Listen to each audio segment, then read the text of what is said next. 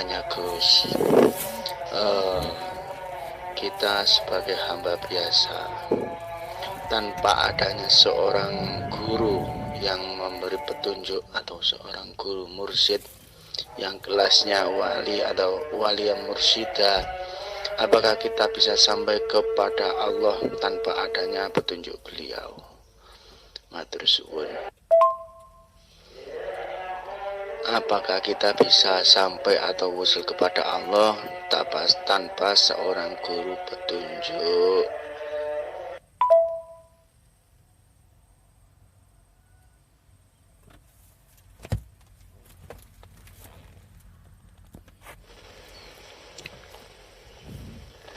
Assalamualaikum warahmatullahi wabarakatuh.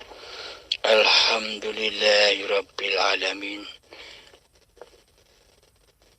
Pertanyaannya, apakah kita bisa sampai kepada Allah tanpa guru mursyid, tanpa bimbingan guru mursyid?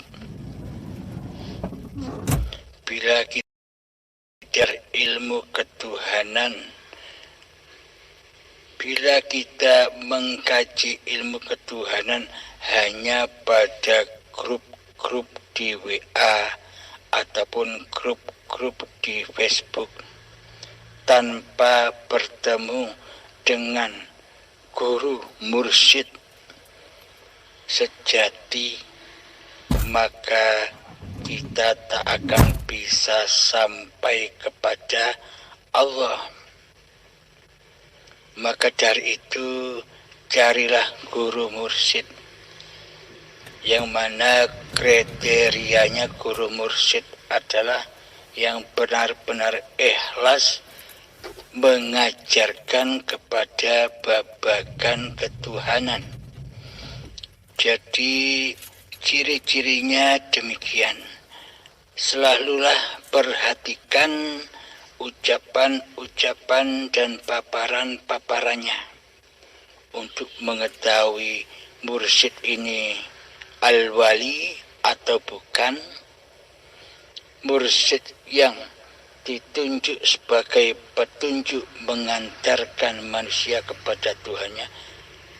Kita bisa menyaksikan, kita bisa menilai dari tutur katanya.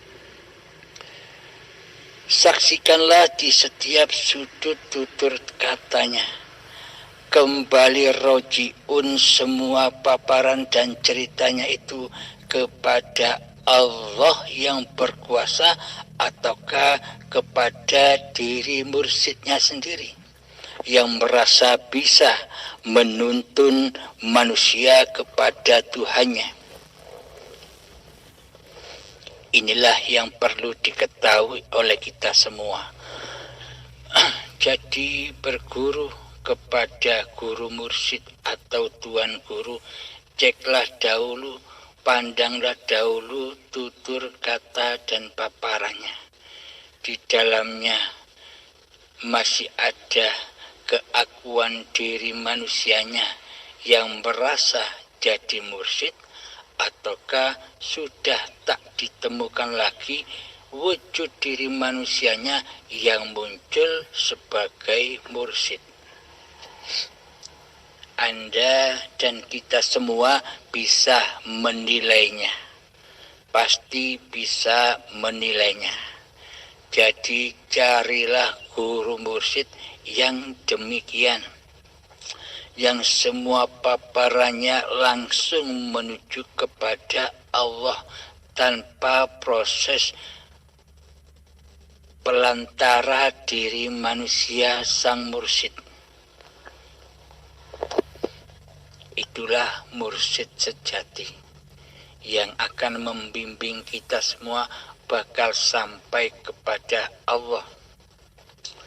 Jika si mursyid membanggakan, mengandalkan, memuliakan ilmu-ilmunya sendiri di hatinya, pasti di dalam hatinya semua paparan dan rujukannya kembali kepada hawa nafsunya sendiri, kepada diri manusianya, kepada kehormatan diri manusianya, kepada kemuliaan diri manusianya. Inilah yang akan menghijab kita sampai kepada Allah. Karena sang mursyid masih gila kehormatan, masih gila kemuliaan di sisi manusia, maka pastilah sang murid akan terhalang menuju Allah, terhalang oleh mursyidnya sendiri yang minta dimulia-muliakan, yang minta dihormati. Akan terhalang, manusia akan menuju Tuhannya. Jadi carilah mursyid-mursyid yang sudah dipaparkan tadi ciri-cirinya. Apapun yang dibahas semuanya lari pulang rojiun kepada Allah. Itulah yang bisa membimbing kita semua sampai tajalli, sampai wusul, sampai musyahadah kepada Allah. Carilah guru itu ya Kang Mas. Cari sampai ketemu agar tidak kedahuluan syakaratul maut. Karena bila saat kita hidup ini tidak merasa mati, tidak belajar matilah kamu sebelum, maka siksa azab yang pedih di saat hari pembalasan di dalam siksaan azab sakaratul maut sangatlah amat pedihnya. Rasa sakitnya diibaratkan oleh Syekh Imam Ghazali seperti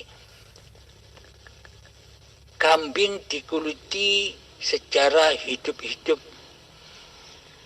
Manusia dikuliti kulitnya, dikelongkop kulitnya dari dagingnya secara hidup-hidup, dan sakitnya masih 1000 kalinya. Untuk melongkop apa-apa yang kita akui sebagai milik kita selama ini. Hidup kita dikelongkop.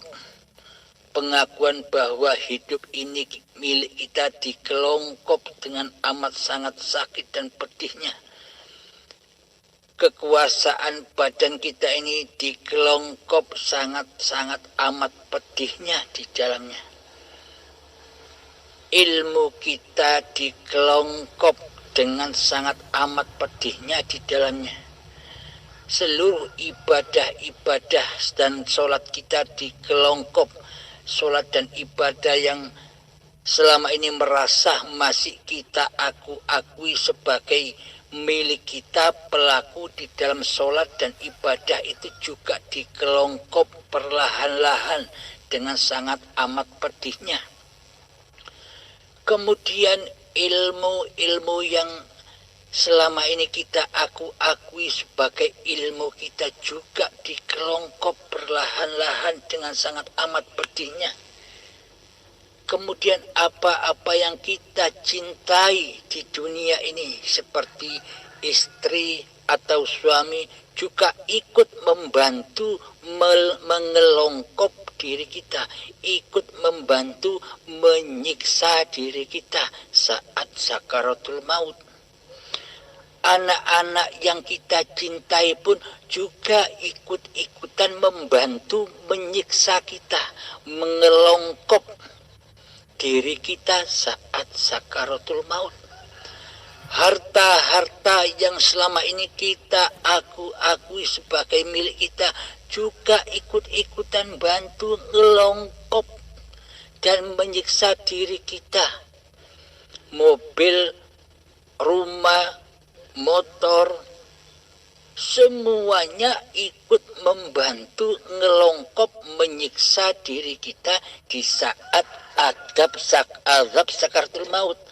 di saat hari pembalasan, hari pertanggungjawaban selama ini kita hidup di dunia ini. Pertanggungjawaban manusia seluruhnya ada pada puncaknya di syakaratul maut. Apa gunanya hari pembalasan itu di sisi Allah? Hari pembalasan itu di sisi Allah agar hamba-hambanya suci kembali dari apa-apa ku akui sebagai kepemilikannya selama hidupnya. Inna lillahi, sesungguhnya darikulah yang suci, semua kucipta darikulah yang suci. Wa inna ilaihi roji'un, dan ku kembalikan kepadakulah semuanya yang kucipta, kembali kepada yang maha suci. Maka dari itu ketika ada manusia yang sudah meninggal, kita diperintahkan untuk mengucapkan inna lillahi wa inna ilaihi roji'un. Datangnya dari Allah yang maha suci, kembali kepada Allah yang maha suci. Datang dengan keadaan suci waktu bayi, kullu mauludin yuladu alal fitrah. Seluruh manusia yang diciptakan oleh Allah itu datangnya dengan kesucian Allah. Bukan manusianya yang suci, tapi Allah lah yang suci. Allah lah hidup ini. Allah lah pemilik badan ini, bukan milik manusianya. Karena itulah kenapa orang mati itu disebut suci juga. Karena di dalam ayatul mautnya sudah ada hari pembalasan, sudah ada pertanggungjawabannya atas kekhalifaannya selama hidupnya. Jadi tujuan ngelongkopan demi pengelongkopan yang sangat amat pedihnya itu, jadi tujuannya azab-azab di dalam sakaratul maut itu tujuannya tak lain hanyalah untuk mensucikan kembali diri manusianya dari diri manusianya sendiri. Jadi dikelongkop lagi, disiksa, diazab di dalamnya. Jadi hakikat azab itu adalah hikmah. Hikmah untuk mensucikan diri manusianya kembali, agar bisa roji'un kepada yang maha suci, agar suci kembali lewat azab-azab yang pedih itu. Ketika sudah terkelongkop semua apa-apa yang selama ini diakui sebagai pemilik manusianya, maka setelah selesai, maka bersihlah kembali manusia itu, sucilah kembali manusia itu seperti awalnya, kembali kepada kegoiban, hidup kembali kepada esanya Allah, hidup kembali esa. Jadi ibaratkan gelas kosong, coba Anda ilustrasikan sendiri di dalam hati kita. Coba Anda melihat gelas yang kosong, gelas yang bersih. Jadi di dalam yang kosong, udara dan kehidupan yang ada di dalam gelas yang kosong dengan udara dan kehidupan yang ada di luar gelas yang kosong itu kan sama, esa, nyatu, tidak ada bedanya antara udara atau kehidupan yang ada di luar gelas sama dengan udara yang ada atau kehidupan yang ada di dalam gelas kan sama, esa, nyambung, habluminallahnya nyambung.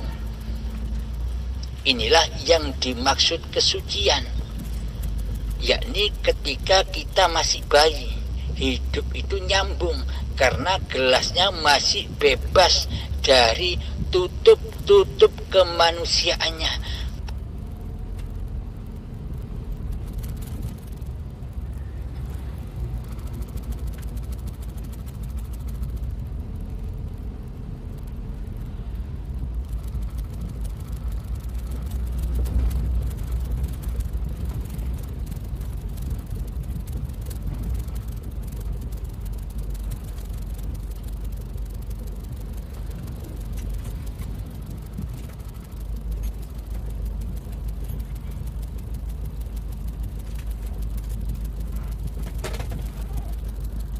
Manusiaannya karena gelasnya masih bebas dari buah khuldi, pengakuan diri manusianya yang haram untuk dimakan oleh manusia.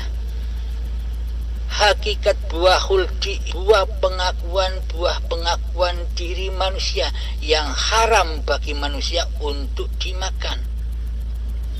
Karena iblis dan setan manusia bahwa jika engkau memakan buah khuldi ini, engkau akan hidup kekal di dalam surga. Iblis dan setan membisikkan demikian, maka akuilah bahwa hidup ini dan badan ini milik manusianya ketika datang detik-detik akil balik usia manusia. Maka tercemarlah kehidupan ini. Awalnya kehidupan ini Allah berubah menjadi kehidupan manusianya, karena manusianya makan buah-buah terlarang, buah-buah yang tidak boleh dimakan oleh manusia. Maksudnya apa? Manusia dilarang menjadi Allah di dunia ini. Manusia dilarang menjadi Tuhan di dunia ini. Manusia hanya sebagai Abdullah di dunia ini. Manusia hanya sebagai wadah-wadahnya Allah di dunia ini. Maka itulah ketika saat sakaratul maut sudah sempurna selesai, maka matilah jasad-jasad ini. Nah, ketika jasad sudah mati, sudah tiada hidup di dalamnya, maka sucilah kembali jasad-jasad itu seperti layaknya bayi, jasad yang bebas dari buah khuldi, jasad yang bebas dari buah pengakuan diri manusianya, karena manusianya sudah gaib, karena manusianya sudah fana, kembali ke alam kefanahan. Contoh logikanya begini, coba tafakuri dalam hati kita. Ketika kita masih jadi bayi, kan hidup dan badan ini sudah ada bukan? Tapi kita belum ada, kita masih gaib. Seumpama bayi itu dimakan oleh buaya atau dimakan oleh harimau, kira-kira kita apakah merasakan sakitnya dikoyak-koyak harimau atau buaya ketika badan ini dimakan oleh buaya atau harimau? Apakah kita merasakan sakit? Apakah kita merasakan tersiksa di dalamnya? Sedangkan sementara kita belum ada, kita masih kok. Ya tentunya kita tidak merasa apa-apa ketika bayi itu dimakan, dikoyak oleh harimau atau buaya. Kita tidak merasakan apa-apa karena kita belum memakan buah khuldi, karena kita belum ada mengakui segala apa yang ada di bayi itu. Ketika kita belum datang pengakuan bahwa hidup ini hidupku, badan ini badanku, ketika detik akil balik, ketika bayi itu dimakan oleh buaya atau harimau, ya kita tidak merasa sakit karena kita tidak ada di dalamnya. Adanya rasa sakit, adanya rasa siksa, adanya rasa bahagia, adanya rasa sedih, adanya rasa susah, kan ketika kita sudah wujud sebagai Tuhan, ketika kita berkuasa, menguasai atas hidup dan badan ini, disitulah tempatnya siksa. Jadi hakikat siksa kubur dan hakikat neraka di sisi Allah ya ketika kita masih wujud menjadi Tuhan. Sedang Allah kita goibkan, itulah yang dimaksud anar. Itulah yang dimaksud Allah itu jahat. Buktinya apa? Ayat Allah berfirman di dalam Al-Quran, neraka tidak akan menyalah, neraka tidak akan membara bila tidak ada bahan bakarnya. Apakah bahan bakarnya neraka jahanam itu di sisi Allah? Bahan bakarnya neraka jahanam itu adalah badan-badan manusia dan hati yang keras melebihi kerasnya batu. Saat itulah, saat bahan bakar itu ada, maka membaralah api anar, membaralah jahanam, karena bahan bakarnya sudah tersedia, maka dibakarlah manusia di dalamnya. Apa contohnya? Api anar itu ketika manusianya masih wujud di dalam hidup dan badan ini, maka sifat-sifat kemanusiaan kita erat sekali. Dawuhnya Allah di Al-Quran, bila manusia itu memperturutkan hawa nafsunya, maka derajatnya lebih rendah daripada anjing. Jadi sangat amatlah rendah bagi manusia yang masih merasa menjadi Tuhan atas hidup dan badannya. Manusia yang masih belum mengenal siapa Tuhan pencipta dirinya. Manusia yang belum mengenal siapa hidup Allah yang menghidupi dirinya. Maka dari itu, kenalilah Allah sebelum matimu. Maka carilah guru, mursyid yang memang benar-benar murabbi. Yang dibahas hanyalah tentang ketuhanan. Kembali paparannya, kembali apa yang dibicarakannya, tetap kembali kepada Allah. Bukan kembali kepada hawa nafsunya lah yang bisa menerangkan babakan ilmu ketuhanan ini.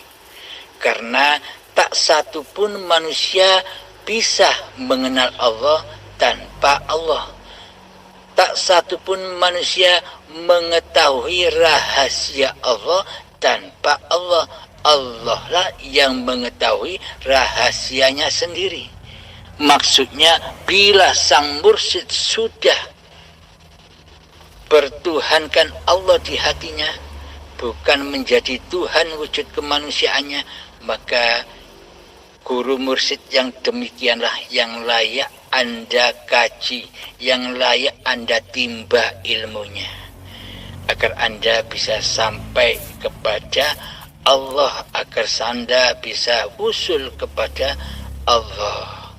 Carilah sobat, carilah, jangan sampai kedahuluan mati, jangan sampai kedahuluan ajal menjemput dengan paksa.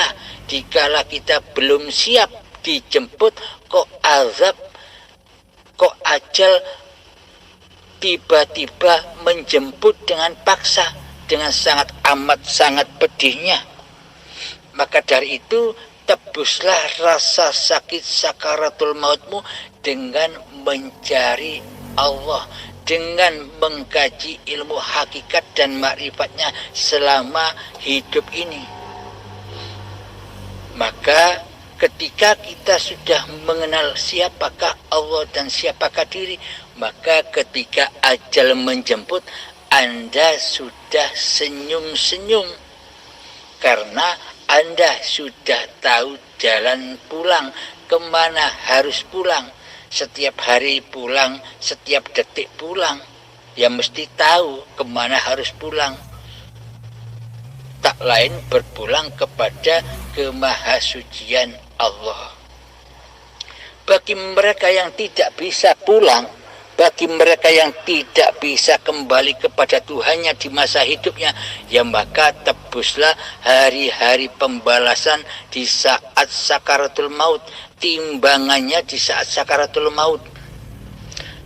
Bagi manusia yang sudah bertuhan, yang sudah mempelajari ilmu hakikat dan makrifat, hari pembalasannya sudah ditebus saat ini juga. Apa contoh hari pembalasannya itu? Ya sulitnya dalam rangka berzuhud, dalam rangka mengheningkan diri, dalam rangka memalamkan diri, dalam rangka menggelapkan hati dari wujud kemanusiaannya. Itu kan sangat amat sulit bagi orang-orang yang masih merasa sulit. Bagi orang-orang yang sudah merasa gampang, ya digampangkan oleh Allah. Karena Allah sesuai dengan apa yang diprasangkakan hambanya kepada Tuhannya. Alhamdulillahirabbil alamin. Tentunya sudah terjawab sudah apa yang Anda tanyakan. Apakah bisa manusia ini kembali kepada Allah, bisa berzuhud, bisa bertafakur kepada Allah tanpa guru pembimbing?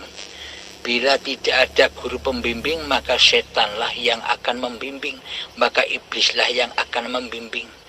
Maka carilah gurumu, Kang Mas Endi dari Malang. Semoga engkau lekas-lekas mencari guru siapa yang kau tuju. Akhir kalam, Assalamualaikum warahmatullahi wabarakatuh.